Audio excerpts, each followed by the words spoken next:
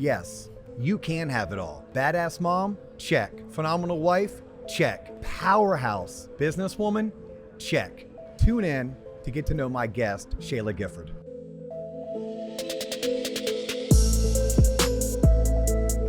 Ladies and gentlemen, boys and girls, children 18 plus, you are tuned in to the Loan Officer Podcast with me, Dustin Owen, and an amazingly special guest. By way of Reno, Nevada, when she's not working, you can catch her with her family on the boat doing a little bit of wakeboarding. She is a mega powerhouse in the mortgage industry. She is a phenomenal mother, a badass wife, pretty decent surfer, and my new friend, Shayla Gifford. Shayla, welcome to TLOP. Thank you, Dustin. It's been a long time coming. I'm so pumped to be here. This has been a long time coming, like literally 2+ years. It was Mastermind Summit. Yes. September of 2022. Yes. Where I probably creepily walked up. We were with mutual friends. I remember the moment. And I'm like, hey, yeah, you're like creepy ass moment. You're like, hey, we don't really know each other, but I follow you. My audience knows about you. I think we should sit down and make content. And we tried, but our schedule didn't align for it. Then we connected on Instagram, and we've tried, but our schedules didn't align for it. So here we are, June of 2024, and we finally get to do content together. I'm so pumped. I am too. I look forward to the audience getting to know you because I have admired you from afar. Like this started a decade ago. And it started a decade ago, and the audience may know this, and I shared a little bit of this with you, but I was at a core summit, okay, right? Because you tell stories where joining the core was a pivotal moment in your career. It was. Yes, absolutely. So, and the core, for those that don't know, it's a well-respected and well-known coaching company for mortgage and real estate professionals. Yep. And you ended up coaching for the core. So I was at the event as an attendee, and I was at the time in my career, I was trying to earn my first million. Okay, so like that's a milestone achievement for most business professionals. Massive achievement. And you get on stage, and that was your first year of saving $1 million. And I'm like, what? I'm like, this girl next door, right, with the golden locks and the $1 million smile, who looks like she couldn't harm a fly, saved $1 million. I need to learn from her. I need to follow her. And it was at that point, like I tell people, that's when I fell in love with Shayla Gifford. Although we don't know each other in that way, I fell in love with the businesswoman, right? Because obviously you were doing something that others hadn't been able to do. You must be someone special. And that makes today that much more special. Thank you.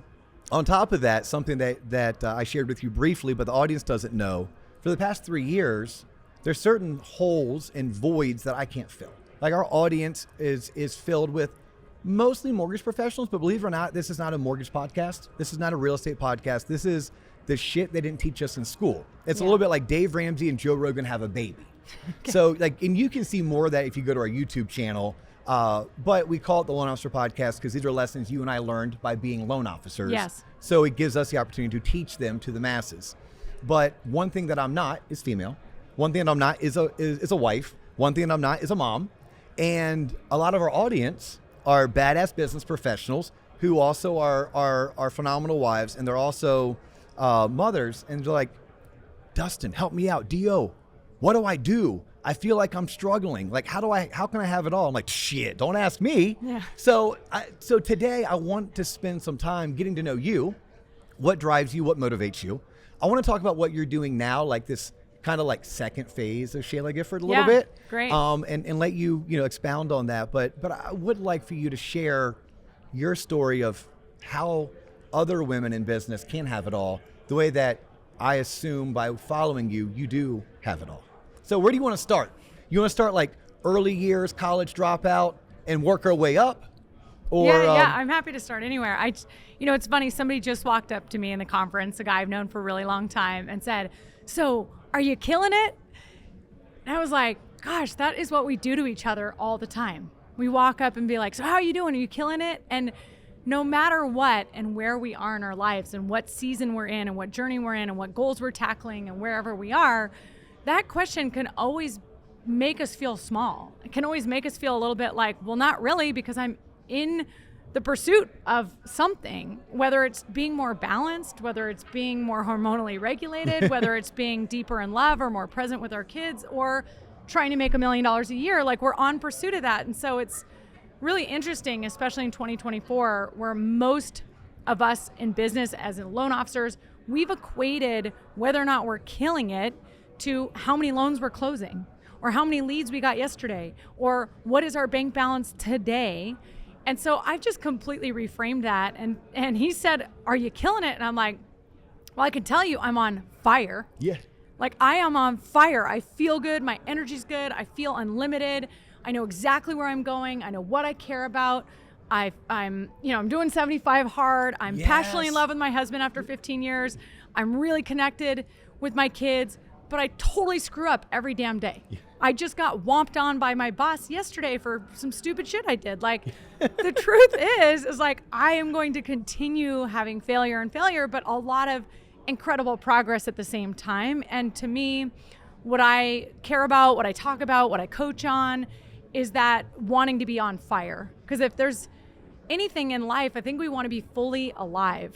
Yes. We want to feel fully engaged. I don't want to go through life feeling like it was a blur, that I'm just kind of existing, that I'm hanging around people that I don't want to be around. Like, I want to feel stoked on what I'm doing and where I'm at. And that's intentional, and that's a process, and it's something we never, ever, ever stop doing.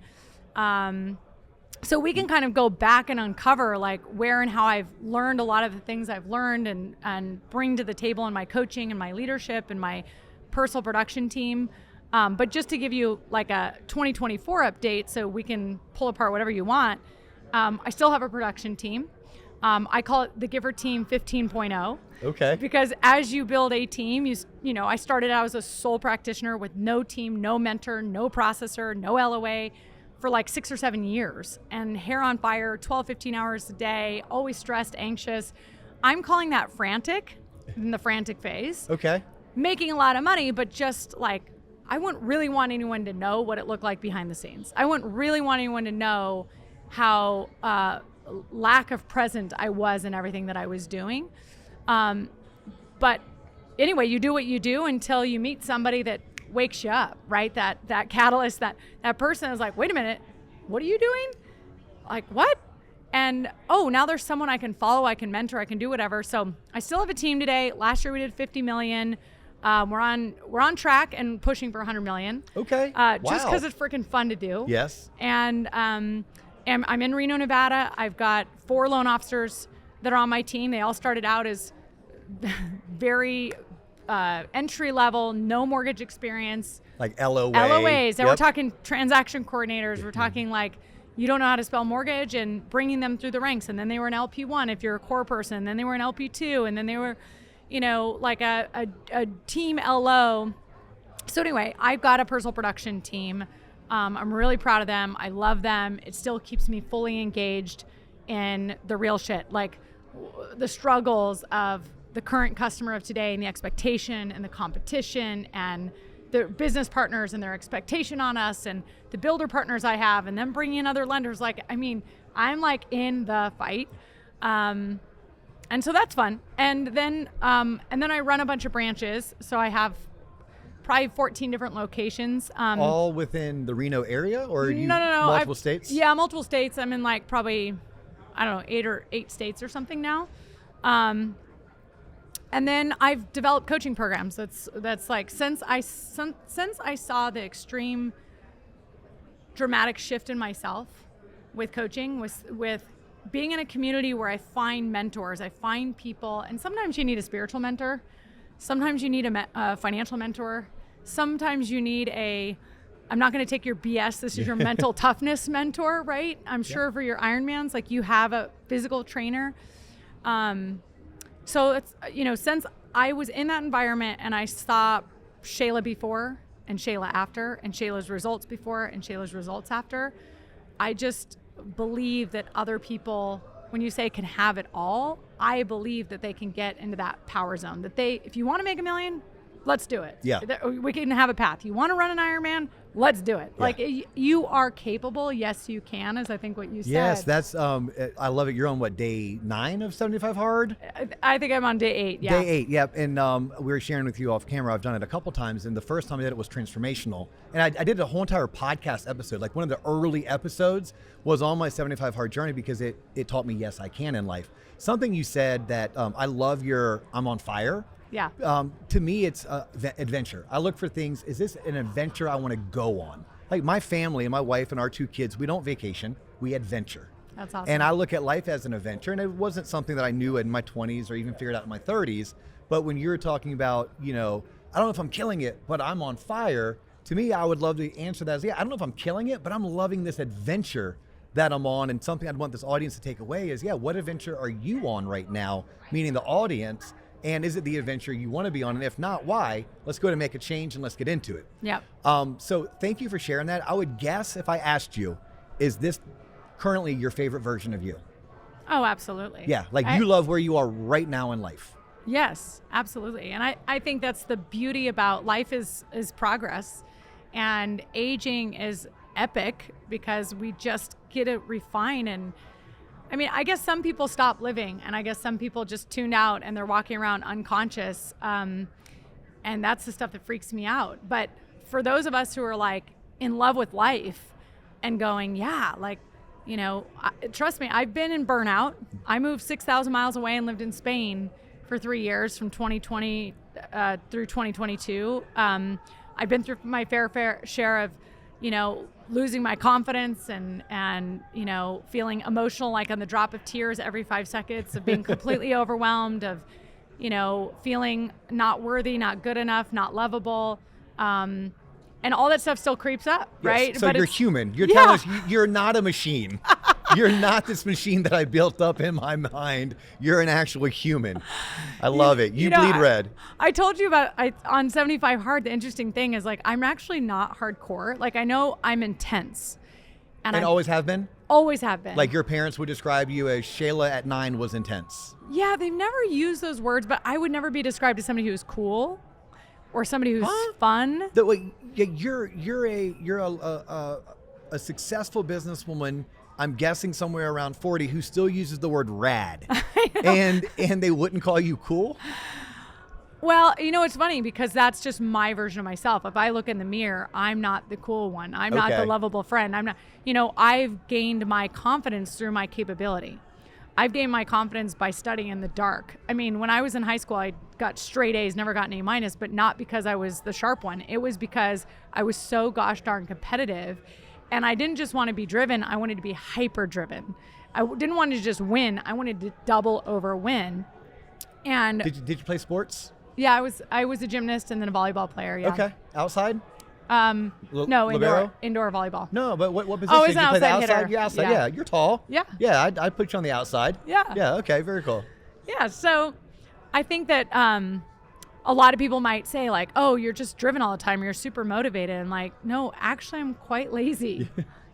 But I've just find ways to harness my strengths. And that's like, as a coach, I'm always trying to figure out, like, what is your strength? What is it that you do effortlessly? What is your being? Because your so superpower. much, yeah, I call it the superpower. Yeah, exactly. Yeah. What are those things that become more effortless for you because you just function that way? And so, like, are you killing it? Means to me, yeah, I know what my strengths are. I'm living in my strengths. I've built partnerships around me. I know exactly where I want to go. I'm seeking constantly to be around people that fill me up and I fill them up, and like, life is fun and it's exciting. That's one of my favorite movies is Shawshank Redemption. And I'm a weirdo. So if a movie is on TV, I will watch it even with the commercials. Yet I won't go. I probably own the movie or I can find it on Netflix and watch it from start to finish without commercials, and I just don't. And Shawshank is always on TV, at least in Orlando on the cable that we have. And but there's a quote and a part in the movie where it's you either get busy living or you get busy dying. And I just, the movie's a phenomenal movie, by the way. If you haven't watched it, go watch it. But, when I'm listening to you talk, my mind goes back to, I think it's Tim Robbins and it's Morgan Freeman are the two main characters. And yeah, it's either get busy living or get busy dying. You get busy living. Yeah. Let's do this. Okay, I'm going to fast forward for time's Okay. sake, right? Because we're at a conference and we have people pulling us left and right.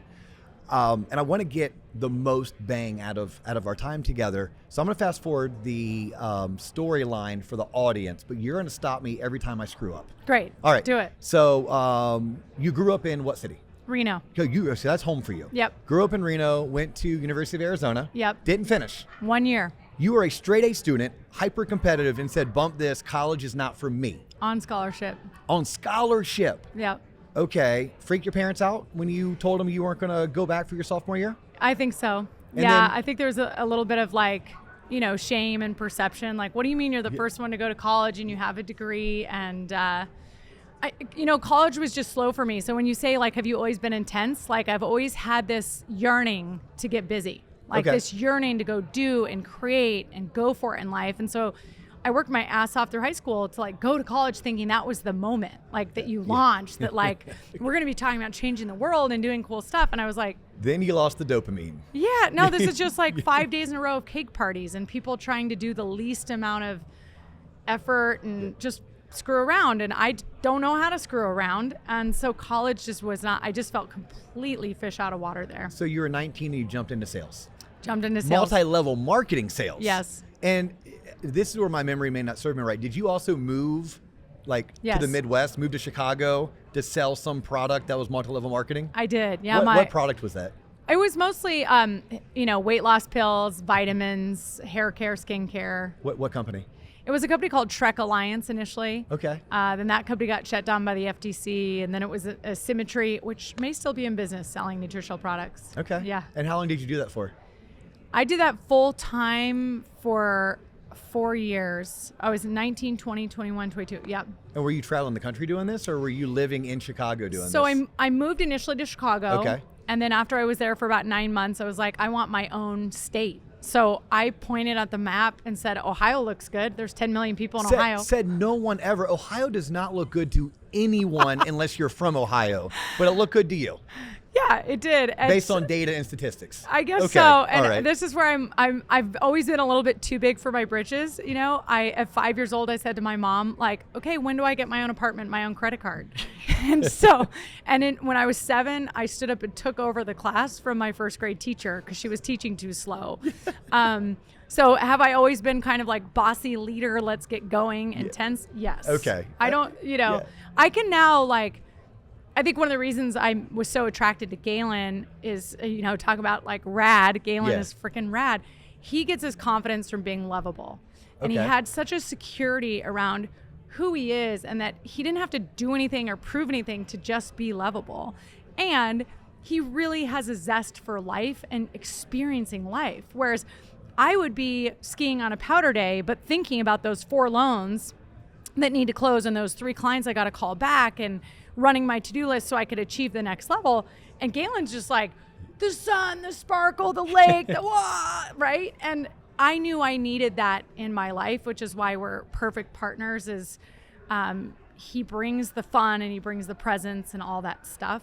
And he's easy on the eyes. Yeah. And he's easy on the eyes. So that doesn't suck either. But you all balance each other, right? You found a partner who balances you, who can handle you, right? Yes. Is secure. Yes. Is secure in himself. That he's like has this strong, powerful, take charge. Maybe sometimes people could say bossy, significant other, but no, I got this. Yeah, I mean, I've been the primary breadwinner in our house for a long time. And I remember the first time that we talked about it and we, because you've got to get permission if you want to go charge and have a 10X vision in your life. You need to get buy-in and alignment and permission and work all the people around you to do that. And I remember clearly saying, all right, babe, I will 100% take on the responsibility of making all the money for our family, but I need you to agree to not get my way. Okay. Like there's going to be sacrifices I have to make. There's going to be things that I have to do. We're talking like networking events and conferences and getting on airplanes and whatever it Yes. takes to do this. And are you in? And he's like, yeah, I'm in. Now he still had a business at the time and is doing his thing, but he saw my passion for this industry. He saw the collection of talents I was able to put together. He saw once I got into coaching and I surrendered to having somebody say, do this and follow a plan. And I did it. And my volume started going from, that first year of coaching, I went from 20 million to 40 million. Okay, so you're already a $20 million producer, right? You're already making good money. Sure, yeah. And you signed up for coaching, and you went from 20 million to what again? 20 to 40, 40 to 80, 80 to 130 in the first 3 years. And then I hung around 100 for a while. And then, we didn't bump up over 200 until COVID. So Yeah. I cannot say But that you I've were- grown a personal team greater than about 130 million. Yeah, you were a consistent $10 million a month producer, while also, I mean, you grew out your region, right? You had your branch, and you had a couple other branches. Then it continued to go. I mean, that was a little bit of my story, way below you. But like, I have found a point where, okay, my team could do their 30, 40 million, and we had 3 branches, and 3 branches became 5 branches. At some point, something had to give for me. Yeah. And for me, is I sold my book of business to my loan partner, and he now runs it. He's still a top producer. He does his thing, because I couldn't figure out how to be a good manager, a good leader, and a great producer. Yeah. And my health, my marriage, my relationships were all suffering, and I got to a point to where I was like, yep, something has to give. Yeah, it all has to evolve. It really has to evolve. And like you said, if it's not fun, don't do it. It's got to be giving you energy, and you also have to be growing people in the process. And all of it is just, it's really fun, and you got to be strategic in doing all those things. Can I ask you this? It may be a little bit too personal, but does Galen, does he still work, or did he sell his business at one point? So he's now trading options. Okay. And, we moved to Spain. That was a key part of our life, because once I moved to Spain, I stopped originating in my name. Up until January of 2020, all of those loans went in my name, which for all of us that are originators, it's the highs and lows of I'm on the top of the rank stack, and Scotsman guide, you fall yeah. down to number 3, and then I feel like a failure to my team, and then I go. So I got to a place where emotionally it was too much for me with all the plates that I was spinning. Keep in mind, I was in the board of the Builders Association at a really high level. I was coaching all of my loan officers. I was coaching 3 groups of realtors. I was running an internal coaching program at Guild, and I was running probably 8 branches and satellites and everything else. So like, I was doing a lot. I was a nut job. How many hours a week do you think you were working? Back in 2019, every bit of like 50. Yeah. Once but I started getting coached. You were dialed in, systematized, coached, right? And Yeah. that was a pivotal moment, I noted in your story. And the other thing I want to say about when you said it was hard for me to do it all, I've really thought about this, because when I started Guild Mortgage in 2009, it was just me. It was a girl with a backpack. And the only reason I opened my own branch is I was sick of working for douchebags. I had no great mentorship, no great leadership. I had no vision of what it looked like. And I was sick of interviewing with people, because I interviewed 9 companies and would have loved to have a great local leader that I could just plug in and focus on my production.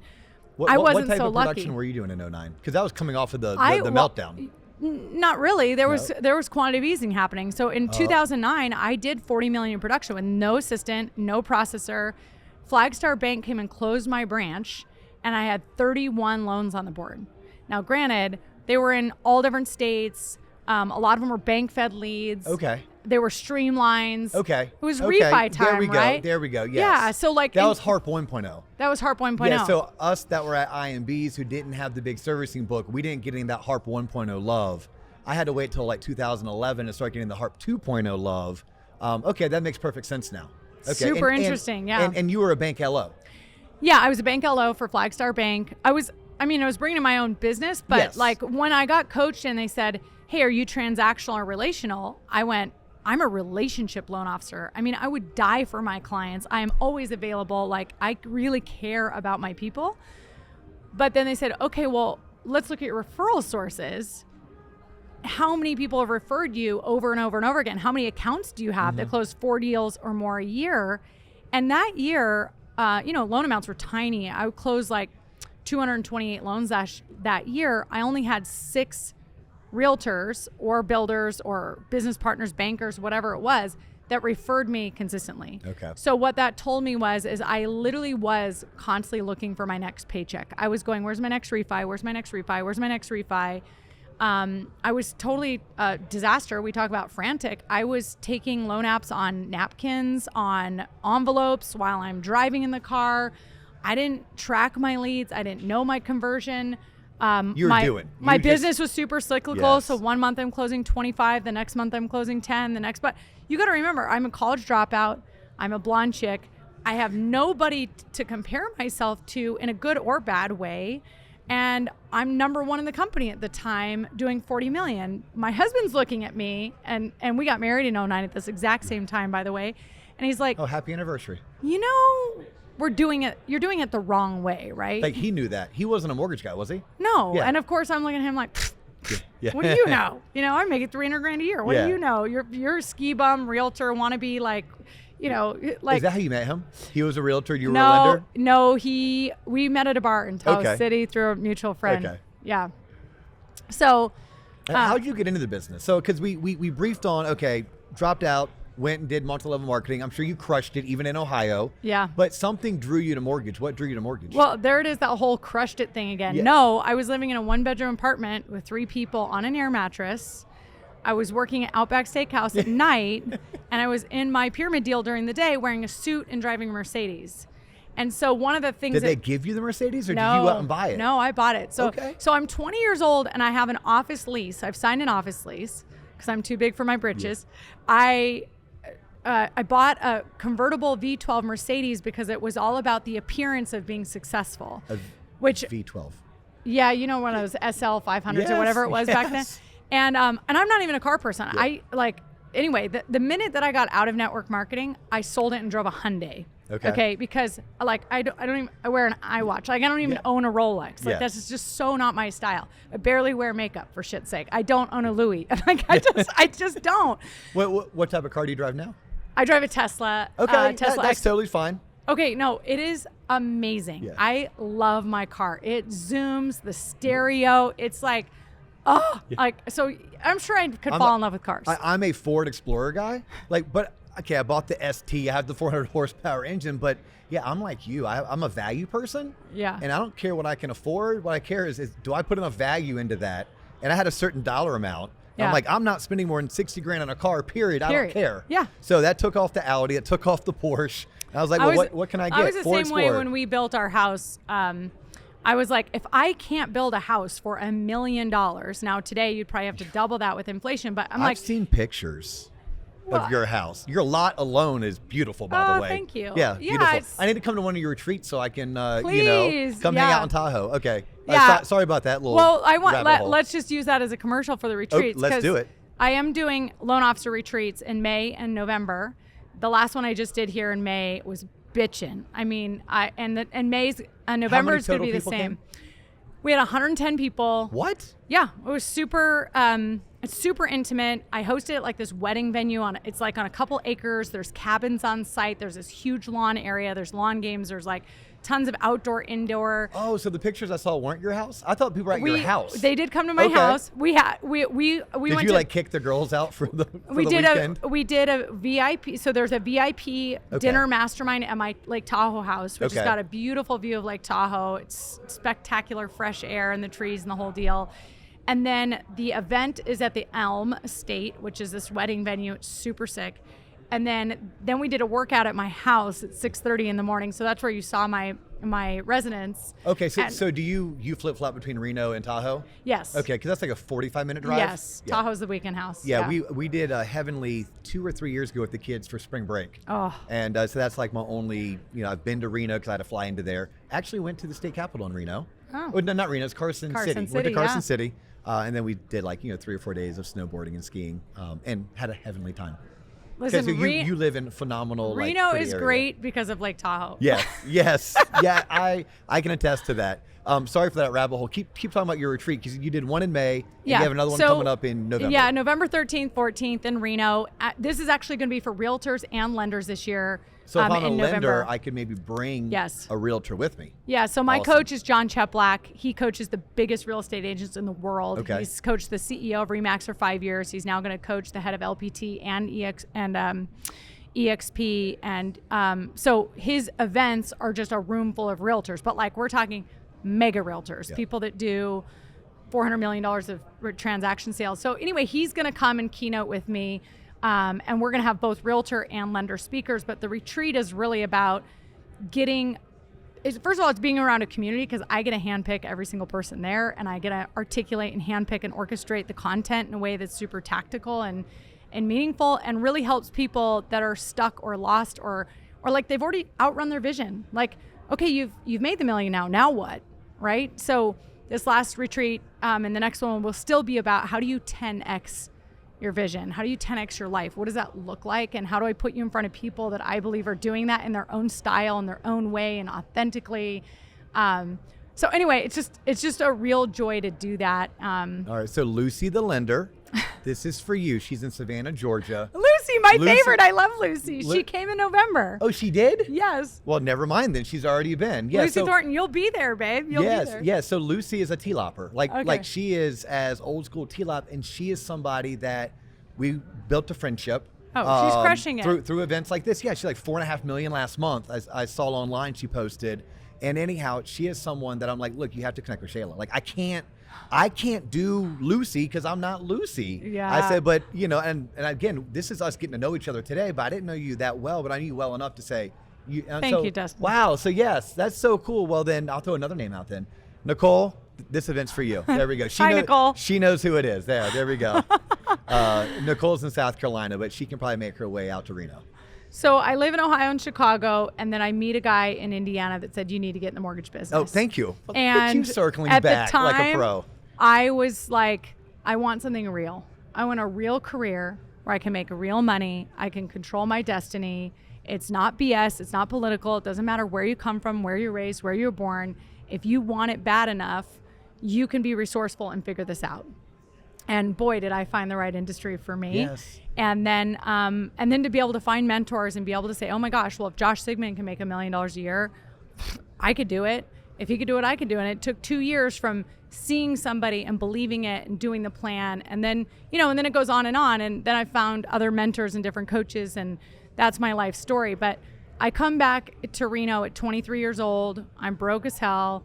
I'm done living a lie where I'm literally so broke. I'm living on an air mattress, but driving the Mercedes. I buy the Hyundai. I eat crow, and I go to work in the mortgage business. And for the first 6 years, I literally did not have mentorship, leadership, management, or whatever. And then I start with Guild in 2009 because my company just shut me down. Yep. And so now it's been 14 and a half years. And from the moment I started, it was just me. I really didn't have a good view of other loan officers. So I didn't have a view of good managers either. I didn't even know if I wanted to be in this industry. I thought people were all shady and slimy, and I just didn't like it. But I loved it. I loved the problem. I loved the opportunity. So I start, and then what got me from one person to $1 billion as a collection of Yes. branches was coaching. It was first me getting coached and seeing the Shayla before and after and realizing that if you have really driven people that are willing to do the work, that will continually lean into expansion and expanding and evolving ourselves, because I believe your success is limited by the amount of personal development you're willing to do. I agree with that. And every time I've hit a level of success, it called me forward to lean in and do the personal development. And sometimes it's brought me to my knees. And sometimes it's like, you need to do inner child work now, girl, because like we're taking you down. Is that the Imago theory or Imango? I'm probably mispronouncing that, but that is like going back to your 2, 3, 4-year-old version of yourself and figuring out what transpired in your life at that time and how you now project it forward as an adult. But nonetheless, it's all the stuff. It's like, life is calling us forward to constantly evolve, and in each of these growth paths I've evolved. And then of course the market crashing and me having to go through 6 rounds of layoffs and pull apart my team that I painstakingly built, and people worked for me for 10 years. It was calling me to be a business person, calling me to step up and be a leader. And it was that time that I could have disengaged. I could be the leader sitting around saying, well, let's just wait and see what happens, or we're going to keep surviving, everybody. Or I can make the choice to triple down. And that's where we're at today. So fast forward, I've been back from Spain for about 1.5 years. I've been leaning into these retreats. I'm now launching a coaching program. Called Catalyst. Called Catalyst. Yeah. By the way, you didn't say this. How do I find out more information about the retreat?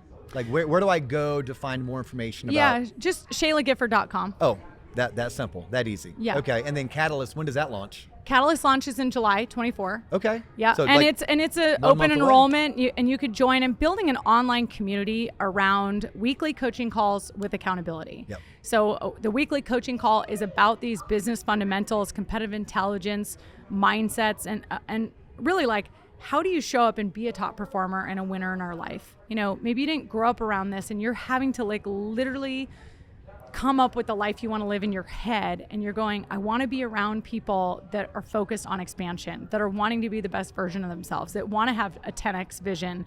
Like, what are the fundamentals and how do I do that? And so a lot of that is, you know, is really putting the pieces in place so you show up and you are memorable, you show up and you are referable, you show up with that attitude of gratitude, and that shit happens for you, right? But what I find is that most people right now feel lost and stuck. They feel stagnant. That's the word. My husband would say, I'm allergic to being stagnant. Okay. So I'm that energy to say, okay, I see you. How do I get you on fire? Yeah. Like, what is that thing? And so if you could show up every week or watch the recording and get the energy and get the lessons and get the recognition and get the live coaching, a lot of people right now are like, I need the script for this, or who do I hire for that? Or how would you find somebody for this? I said, I'm doing it all and done it all, and I'm in the game right now. That's the stuff that I'll be coaching on.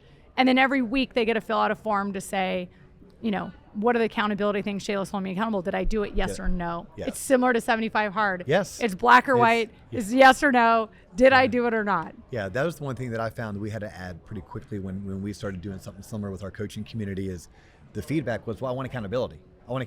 I'm like, okay, cool. But we had to add that because certain originators raised their hand like, this is what I'm looking for. Wasn't something that we always did. Okay, we have 5 minutes. I want to do a rapid fire. Before we do rapid fire, you mentioned someone's name, and I know you all are personal friends. And like my relationship with you, my relationship with him is probably even less in the know. But Josh Sigmund. Yes. I use his name a lot because he is somebody that you have, like I have a signature story for many things. I have a Josh Sigmund signature story that's very positive. So you mentioned his name, I know you're friends. So shout out to Josh. Next time I'm in San Antonio. Is it totally rude to send a text while we're here? No, go ahead and send a text right now. He and I have tried to connect like you and I have. We've tried to connect and we have via IG, but it was at a core summit. It was in line getting a beer that he said something to me that literally was dagger in the heart in a positive way, but not in a bring me to my knees way too. That today I have swiped and adapted that, and every time I do, what do you say? He was trying to sell me on joining the core. Oh, okay. Okay, and I gave him every excuse in the book for why I didn't want to do it. And the truth be told was I didn't want to go ask my wife permission to spend $30,000 a year. Sure. And that's every reason why what I do today is the anti that. Yeah. Is because I want to give people opportunities to be around people like you and I without having to spend that much money. Yeah. And he looked at me and said, would your kids be proud of you? And I'm like, what do you mean by that? He's like, well, are you holding yourself to the same standards that you hold your children? And I was like, fuck you and thank you. Right? Like, and I didn't say that to him. He's a big dude, by the way. Yeah. He's a country boy, so I probably would mind my P's and Q's, but that's how I felt. Yeah. But it sat with me. A decade later, it still sits with me. And now when I get a chance to shape the future of the mortgage industry and they give me one of those BS lines and I know they're a parent, yeah, I channel my inner Josh, and he's would so your parents like, be, not would your parents be proud of you? Would your children, meaning, do I hold at the time, my 8-year-old, do I hold him to a higher standard than I'm holding myself? And the answer was yes.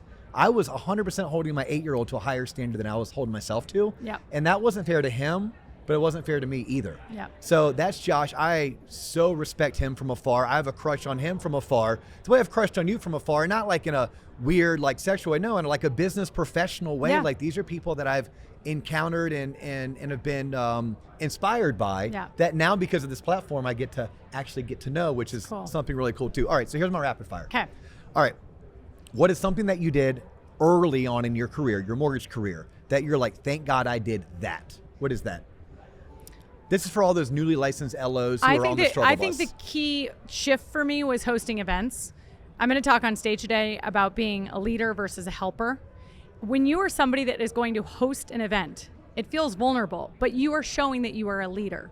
So whether you're going to partner with a CPA or a divorce attorney, or you're going to listen to a podcast or read a book or do a book study, if you're the person that's putting on an event, then you're inviting people to show up and you're bringing tons of enthusiasm and you're a good promoter, because that's a skill, is to learn how to promote and get people to attend.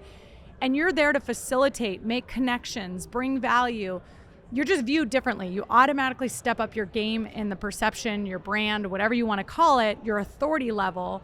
So hosting events was strange for me because I was just behind my desk all day. I thought being a great loan officer was speed to need and the best qualifications and never having a loan go sideways and knowing my guidelines to and from, which I was really damn good at that. I mean, most years I've closed 400 deals a year. I know what the hell I'm doing. I'm really good at that. However, if the market sees you as a helper, it's a whole different thing than if the market sees you as a leader. So even happy hours, for example, I don't like happy hours. Like, I want to go home. I'm an introvert. Like, I certainly am a high D personality. Introvert, extrovert? Definitely introvert. Yeah.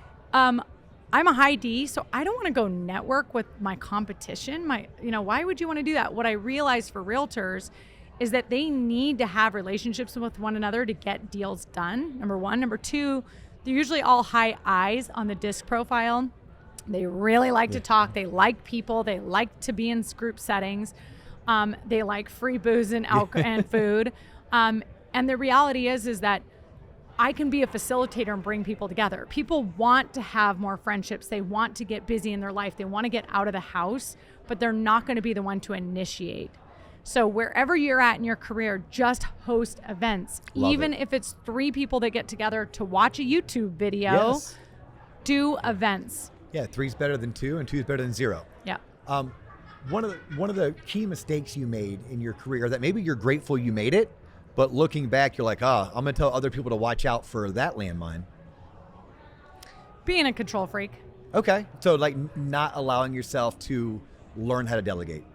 Yeah, I still kind of suck at delegating. Okay. I mean, I think it's like an evolved, very mature thing to do, to have the clarity of mind, to know strategically what to do, and then to find the right who to do it. I still live in the how. Like, well, how am I going to do that? How am I going to do that? How am I going to do that? And I get overwhelmed instead of who could I talk to? Because when I really think about who, life becomes magic. There are so many people so capable and so brilliant that would all help in an instant if I actually slowed down and thought about, what do I want? What is my vision? What do I need help with? And I asked for it, and it would get done better than how I get it done anyways, right? So the who, not how is a big shift for me, and it's something I'll forever work on. But early on, I wouldn't let a processor process my loan. I would overrun my assistant, and it wasn't until I hired my first person legitimately, and somebody that I respected and that I thought would be as polished as I was and diligent and committed that I was, that I said, all right, if I overrun her, she's going to get the message I don't trust her, and we're not going to get the leverage that we want anyways. Yeah. And I changed my behavior with that, and now I'm much better at empowering people. I still take myself too big of a to-do list, but I'm not a control freak in the sense that I will trust you over and over and over again and empower you to do it rather than do it myself. Perfect. Last question. And this one can go various ways. I used to start with, because so much of my inspiration for the podcast in the beginning was I wanted to teach people the stuff that wasn't talked about at my dinner table, the stuff I didn't learn at my high school, didn't learn at University of Central Florida, right? It's the shit they don't teach us in school. The things that we as LOs, honestly, take for granted that we teach middle America about budgeting and personal finance and how to run a business, how to market, how to sell, all of that, right? How to read body language, etc. So a question I used to always ask in the beginning was, what's something you wish was taught to you early on in life that wasn't, but it can actually go multiple ways. So I'm gonna allow you to pick from which of these 3 different variations or iterations that you'd prefer. So it's like, what advice are you giving to, it's Gemma and Gwen, right? Yep. To Gemma and Gwen that you wished was taught to you, or what's a piece of advice that was given to you because you have amazing parents, maybe they gave you a great piece of advice, or the other way of asking it is, what advice would you give to your younger self? One skill set that has benefited me greatly is learning how to be a coach. And that still steps into leader versus helper. I think we are coaching our clients. We need to coach our business partners. We need to step into that empowering role. That's how I grew from 0 to $1 billion, is I was the best student I could be, and then I turned around and was willing to coach others. So I think if we all learned how to do that, we'd be more others focused instead of self-focused. So your girls are getting that information from you today? My girls aren't there yet. Okay. What I needed to learn first before I could ever even think about coaching and before I could even learn how to connect with people, because I actually sucked with people. I'm such a high D goal-oriented person that I thought people were just in the way. I didn't even like people growing up, which is why I like spreadsheets. But the thing that I learned was that we all struggle. And every single person is struggling with not feeling like they're good enough, not feeling like they're lovable at times, not feeling like their results are there, with overwhelm, all of it. And it took me a long time to figure out, like, oh, I'm not the only one that is holding myself to a standard that is impossible, or that I'm beating up on myself, or that, I'm worried about not being liked, or in fear of rejection. Every single person, that's a human experience. Yeah, you're not alone. Yes. And so then I've learned to really look at people with fascination and go, I want to know you and your story and why you tick and why you do what you do. Genuinely, I care about knowing you. My whole life changed in that way because I stopped going to a meeting worrying about people liking me. Instead, I go to a meeting in any interaction going, I want to figure out if I like you. Yeah. I'm here to learn about you and like you and fall in love with you. And I think, you can't love someone until you love yourself. Well, what helped me love myself, and I continue to work on this, is that we're all, messy people with all these insecurities. And so get out of my own head and just really focus on others. I love that. Absolutely love that. Shayla, thank you so much. I'm so happy we finally got to make this happen. This was fun. Thank you. ShaylaGifford.com, right? That's all your contact information. If they want to follow you on social. At Shay Giff. ShayGiff. At Shay Giff is your social handle. ShaylaGifford.com is your website. You've just tuned into the Loan Officer Podcast, aka TLOP. Check us out on YouTube. Check us out on Spotify, Apple. If you like what we're doing, sharing is caring. Make sure you share with as many people as you feel necessary. She's Shay. I'm Dustin. That's all the time we have for you today, but we do look forward to catching you on the next episode. Peace. Thank you.